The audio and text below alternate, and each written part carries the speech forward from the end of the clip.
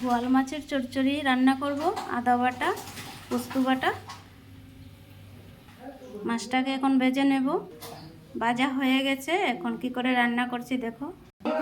ফোড়নে দিচ্ছি কালো জিরা, কাঁচা লঙ্কা ফোড়ন। মশলা দিচ্ছি হলুদ গুঁড়ো, লঙ্কা গুঁড়ো, নুন।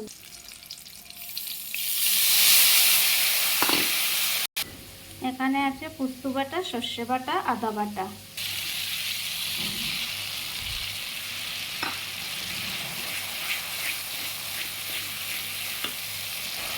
মশলাটাকে একটু কষিয়ে নেব ভালো করে। দেখো মশলাটা কষানো হয়ে গেছে, তেল ছেড়ে দিয়েছে। এখন আমি জল দিয়ে দেবো।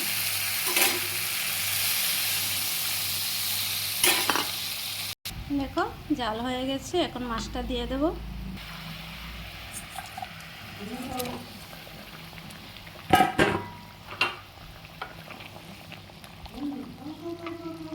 মাছটা সিদ্ধ হয়ে যাক, তারপর অল্প ধনিয়া পাতা দিয়ে নামিয়ে নেব।